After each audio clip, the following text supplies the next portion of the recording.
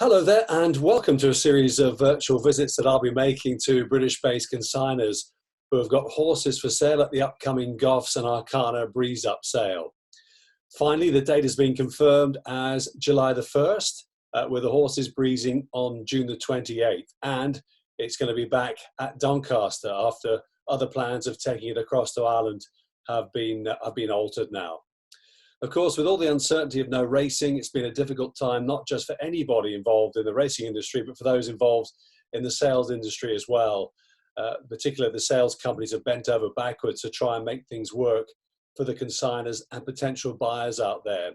And the breeze ups in particular were quite badly affected. Imagine trying to prepare a 2-year-old to be ready to go at concert pitch at a breeze up sale, and then not knowing when the date was going to be, because it's been such a time of uncertainty for everybody. It's been really, really difficult.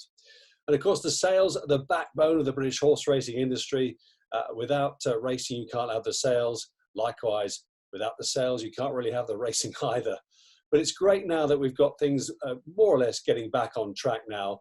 And I hope you enjoy our chats to these consignors who've got some really nice horses coming up for sale and hopefully going to do some good business.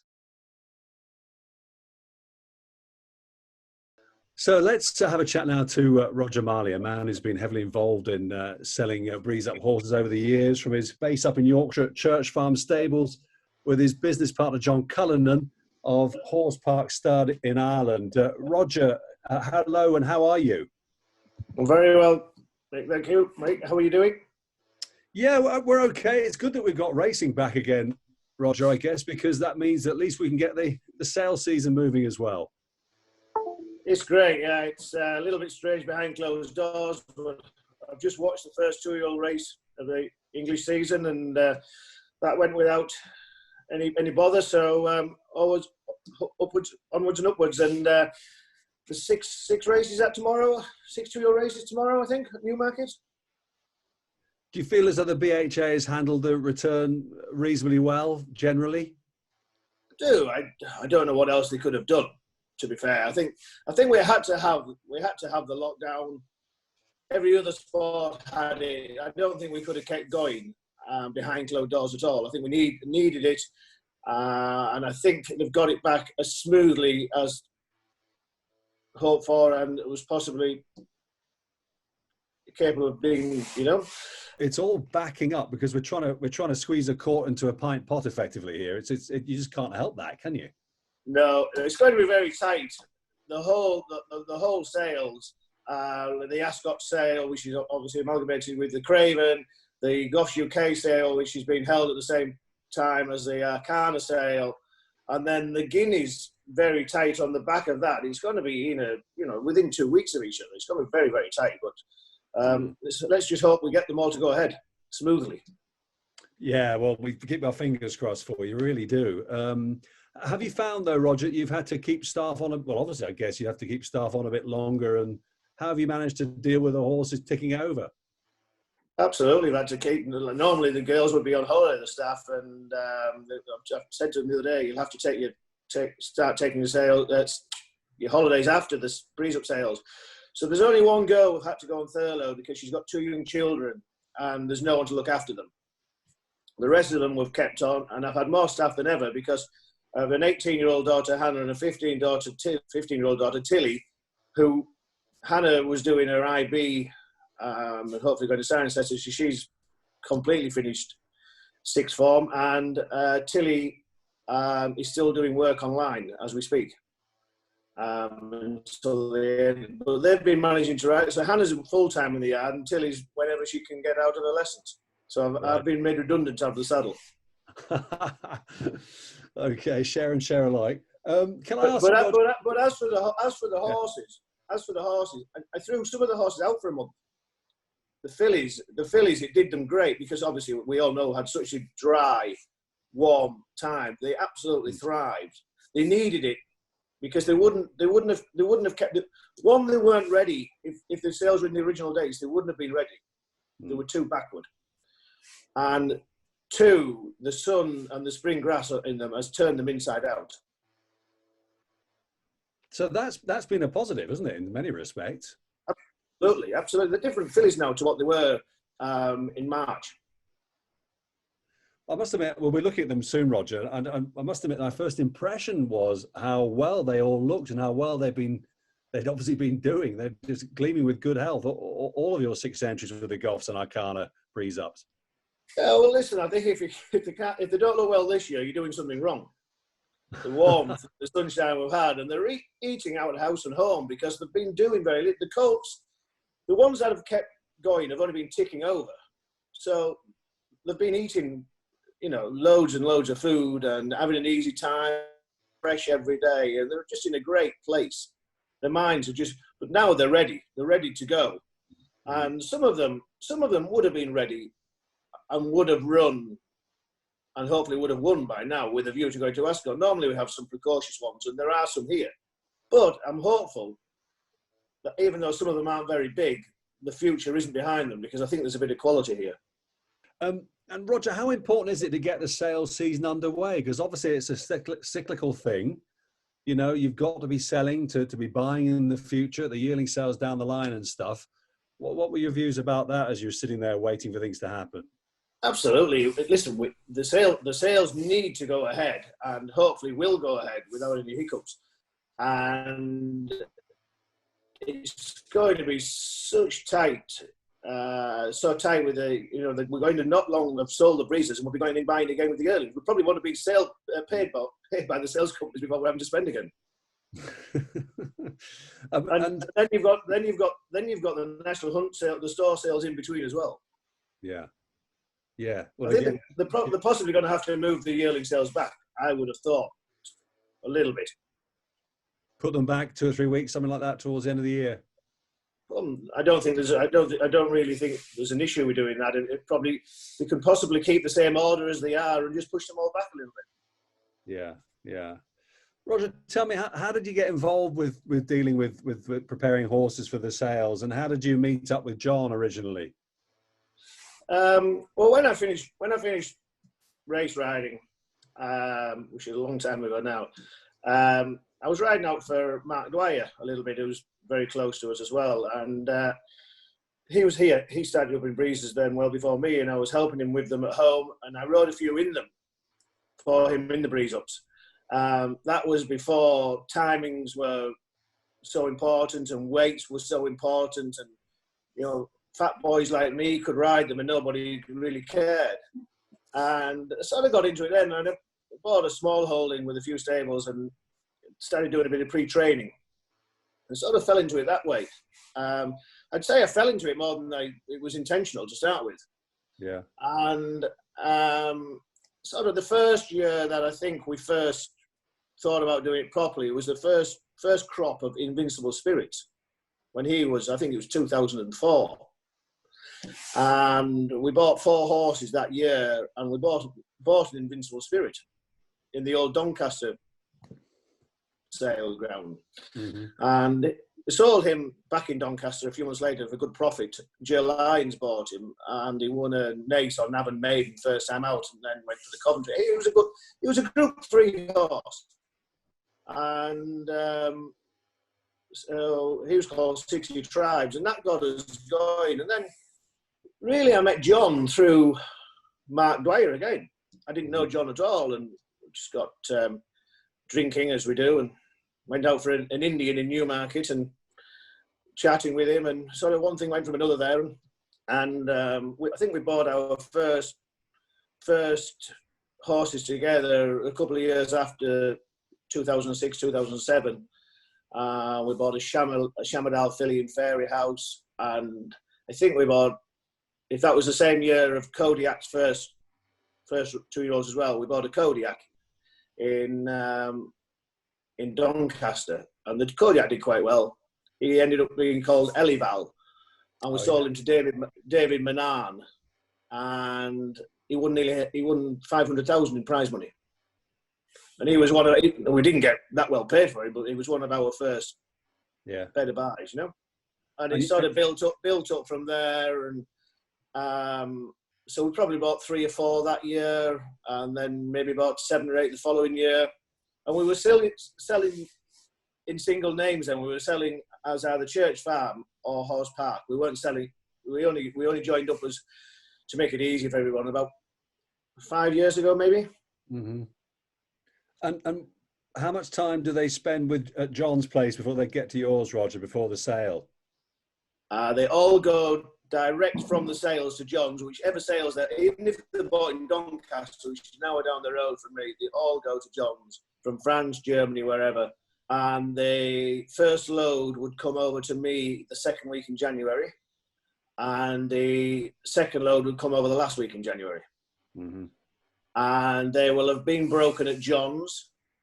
John's got a lot more grass than we have, so he's got plenty of time, plenty of room to turn them out. So he breaks them in, gets them cantering, gives them a break, throws them out completely, brings them back in early December, clips them out, gets them back riding again, and then they come over here to do the rest. And you get them ready to do that all crucial breeze up, making them look professional. Absolutely, yeah. John has a round gallop, which isn't really that suitable for. We have a hill gallop, which is not straight, but straight enough to go quick on. Yeah. So we build them up here, get them settled in, get them used to our change of routine from John's facilities, and then we generally quicken them up 6 weeks before their sale date. So if 6 weeks before Arqana, 6 weeks before the Craven, whatever. So they don't do anything before that. But this year, obviously, they were quickened up 6 weeks before, and then we had to stop. Yeah, and that would be a first, would it? You'd ever had to do that? There wouldn't be any other examples of you having to stop with them until this year. No, I've never had to stop. Once I started breezing, unless they get sick or they get an issue, then they keep going through for 6 weeks, and then we generally do everything at home here on the all-weather gallop and take them away twice into Moulton to bunch them up to go on the grass. Just to give them, we don't breeze them solo in Moulton. We bunch them up to give them a bit of a experience, and also bring the best ones to the fore. This year we've been taking them more into Moulton. We started at the beginning of May to take them into Moulton, and they've been going in each week for a canter because they've been in so long. They've needed a change of scenery this year, so every horse has been in 4 times now. Right. Wow. But they've not been on the grass. They can't go on the grass, obviously. Yes, of course. Yeah, it's too firm, isn't it? Yeah. So they're only they're cantering in pairs on the all weather. Right. I know you mentioned that they're bursting with good health, generally speaking, but how do you rate them as a package? These 6 horses. I know you got 3 for Goffs, 3 for Arqana, as we mentioned, Roger. Sorry, you and John. But what's the difference in the type of horses that you need, Roger, for Doncaster Goffs compared to the Arqana? There'd be different types of horses you mentioned before, I think. Nothing this year. Right. Because it's all happening at the same time. Yeah. But normally you want your early sharp horses for Doncaster, because everyone knows they sell plenty of Royal Ascot with us from Doncaster. So you want your early precocious ones there. The Craven, you can there's still plenty of time from the Craven to get to Royal Ascot, loads of time. So you still want them precocious there as well, because that's what they're looking for, but possibly slightly better bred. And then your Arqana ones, you're probably normally looking at horses that want a little bit more time, a little bit more stoutly bred, because that's what they normally go there looking for. Shall we, Roger, I'd love to go through these with you. Can we go through them one by one and have a quick word about each of them? Lot 35, it'll be at the Goffs sale, the showcasing filly. I mean, she looks gorgeous.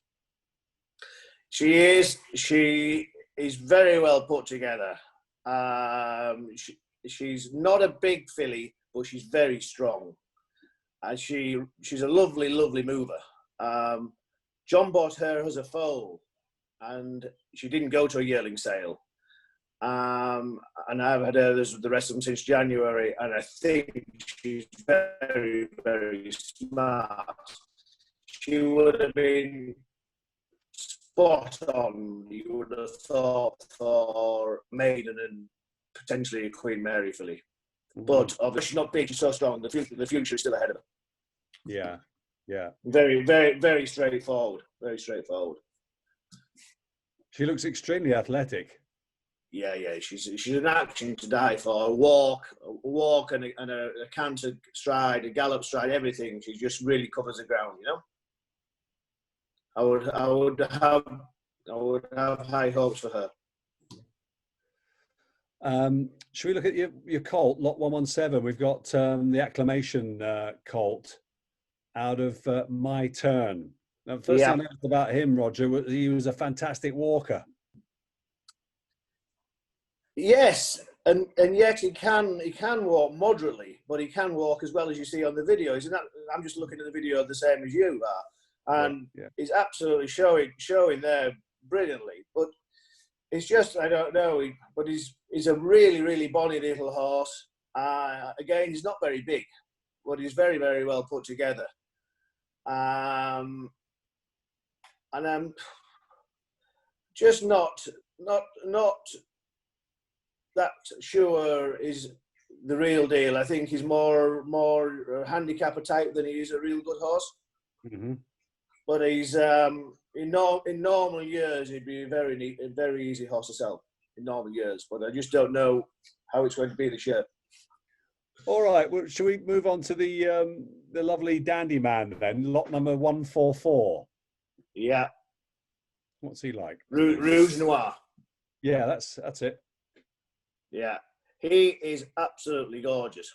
Absolutely gorgeous. He came from the Premier, Doncaster Premier sale. He was 40,000. He's really scopy for a dandy man. He's nearly 16 hands. And he's an absolute beaut. He's just oozes quality in everything he does, in looks, movement, style, the way he carries himself. I would have high hopes he's a quality horse. Yeah, he looks lovely, doesn't he? It's amazing the size of him compared to the other two, isn't it? Yeah, he's a lot bigger, a lot more scope. He will be a second half of the season horse, and I don't have him down as a real fast dandy man. I have him down as more of a 7 furlong classy kind of horse, you know. Right. But love him to bits. Absolutely love him to bits. Right. Roger, let's have a look at the three heading off to the Arqana part of the sale, beginning with a lovely No Nay Never filly. Yeah, she's very, very nice. Nice size, 15.3, great substance. I think she's a little bit different from the ordinary animal we're dealing with. I think she's the real deal from what I'm looking at. She's doing everything so effortlessly. It comes so naturally to her. She's such a powerful mover. You just, every time you see her just cantering by, she just fills your eye, takes your eye out. I would have very, very high hopes. I think she'd be ready to run probably back end of July. I think she's a 6 or 7 furlong filly. I think she's paced, but I think she'll stay a little bit as well. I think she's the first fall out of the dam, and she's a back fast pedigree. In the third dam, you've Royal Applause and Lyric Fantasy. So there's an awful lot of speed back there. And I think she's plenty of speed, but as I said, she will stay. I think she'll stay 7 furlongs, and she's something that really, really to look forward to. Yeah. And No Nay Never, goodness me, he's caught the imagination big time, hasn't he? Well, absolutely. You know, his stud fee has gone up to €150,000 in no time. So to have one we'll really like at half the stud fee, you know, it's exciting. Let's have a look at, if we may, Roger, the Night of Thunder, which will be lot 235 Arqana. Yeah, out of Demesne. Yeah. Yeah. This is one of the fillies I was telling you about. She went in the field for a full month, didn't come out, got fed in the field. And she went into the field. If you're looking at the video there, she's a nice bit of size, lovely, easy mover. She went into the field like a greyhound. Not because she was overtrained. She just was so light and not ready for it. And I kept sending John a picture of her every week in the field, and it was amazing how she turned inside out. And I think she's very nice, but definitely a back end of the year filly. 7 furlong or a mile, and will be a better filly next year. She'll just keep thriving the whole way through. She's done silly damn. We should give her a bit of time. Yeah. But she's just such an easy mover on the eye, you know, and but not as strong as the No Nay Never filly, and won't come to hand as quick as her. But again, very stylish. Yeah.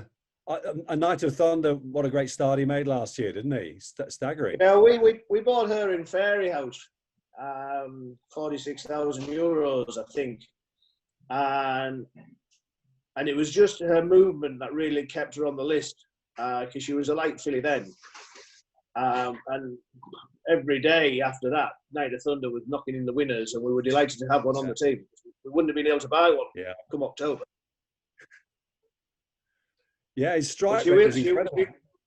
Unbelievable, 60 something%, wasn't it? Yeah, but crazy. She will be very, very nice, but she does want a bit of time. She needs minding for another few months yet.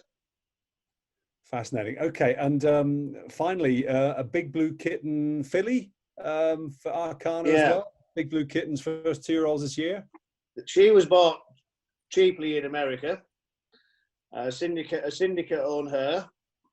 And obviously, after she was bought cheaply, Cameco went and won the Group 1.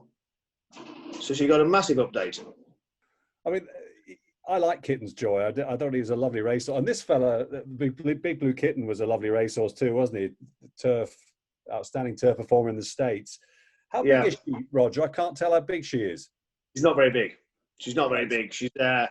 She's a similar height to the showcasing we were looking at earlier. She's 15-1, something like that. She's quite strongly put together. She's physically strong, has a good body on her. Ordinary walker, but moves fine when she's galloping. But you know, whatever happens with her, there's great residual value with her anyhow. Yeah, one would hope so. Yeah, indeed. She's got a future, whatever happens, isn't she? Yeah, she's a nice looking filly, and I'm only just starting to get into her. She's done the similar amount of work as the other fillies that are going to Arqana. Yeah. So she came to me fairly late. She didn't come to me until early March. So she's a little bit behind them, but she's done as much as the United Thunder Demesne filly, but I'm not sure she's a sprinter.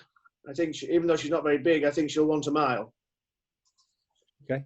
But it'd be interesting to see how she progresses in the next couple of weeks before the sale, because I haven't really got a handle on it yet. Have you got time to show us around briefly, Roger, before we let you get back to work properly? It'd be great. Absolutely. If we could, So we call this the bottom barn. This is where the fillies are.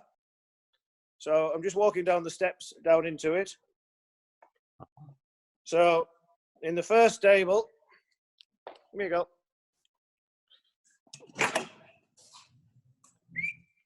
There we go. That's the first stable, is the No Nay Never Dancing on Air filly. I don't need to say filly because they're all fillies. Yeah.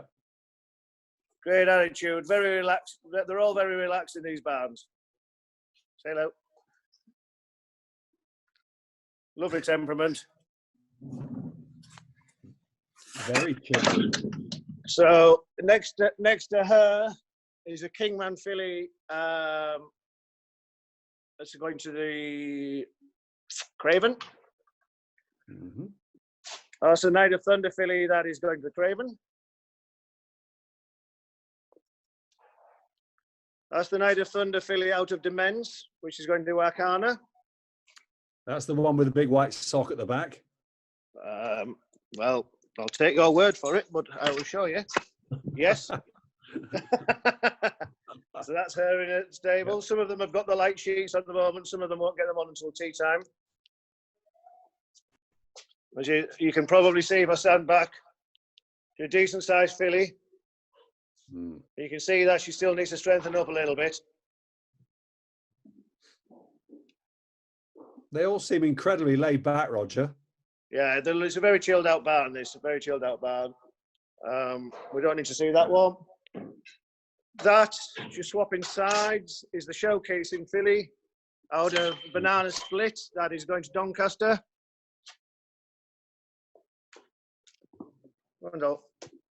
Yeah. As you can see, very good bodied filly.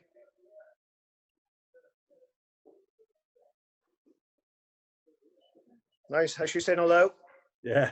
She's lovely, isn't she? She's very sweet. Very sweet. That's a Kodiak filly going to the Craven. Uh-huh. That's a Sayuni filly going to the Craven.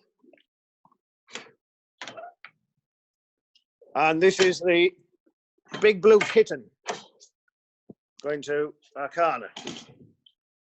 Yeah. She has a little bit. You can see, even though she's a rug on, she's not a big filly. Uh-huh. But a good neck on her and strong. Yeah. So just into the Colt's barn. There's 16 stables in here. We'll just show you what you need to see. Well, that's a very nice Kodiak going to Craven. That's a very big Territories going to Fairy House. That's a Shalar in there going to the Craven. This is the Dandy Man out of MYTURN. Acclamation, sorry. Acclamation out of MYTURN. Who's going to Doncaster. Good looking horse. Good bodied horse. Not very big. But again, good attitude. Yeah.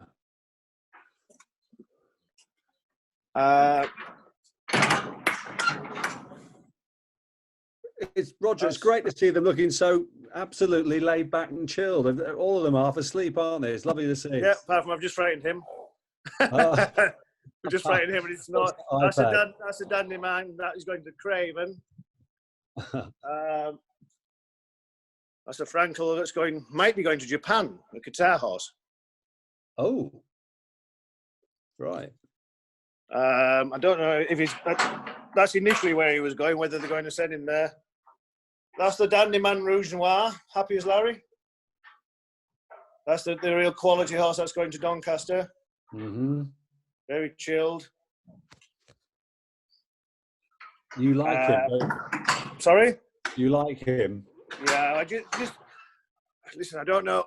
We haven't got into him totally yet, but because he hadn't done anything before the lockdown, so we didn't. Yeah. So we're going to just really winding up a little bit with him, but it's just the quality, just how he does everything. I really, really like, you know. Yeah. Paddocks and national hunt horses that should have ran in the spring, but got thrown out. Uh-huh. The arena just up there. The lunge ring, and then so as you can see, everything is very, very close together. Like I'm not 40 paces out of the yard yet, and we're into open fields. Lovely. No neighbours, and there's the start of the gallop. Lovely. How many acres in total, Roger? We only have 12 acres. But we don't. That's enough grazing for us because we don't need it. It's the majority of the horses we have in here, in normal years, are in work. Yeah. So they get turned out, the ones that need it for a few hours a day. But apart from that, like that gallop there is 3.5 furlongs. It climbs 153 feet. So it's a real nice pull, you know, without being too steep. You can still get a bit of speed from it, you know. Uh-huh. But 12 acres is plenty for us for grazing purposes, as long as the horses can get their heads down and keep them sweet. Great stuff, Roger. Really appreciate it. Great to chat to you. I've thought it very entertaining and very educational. So fingers crossed, my friend, and I hope it goes well for you. Thanks very much, mate. All the best. Cheers for me. Take care. Stay safe.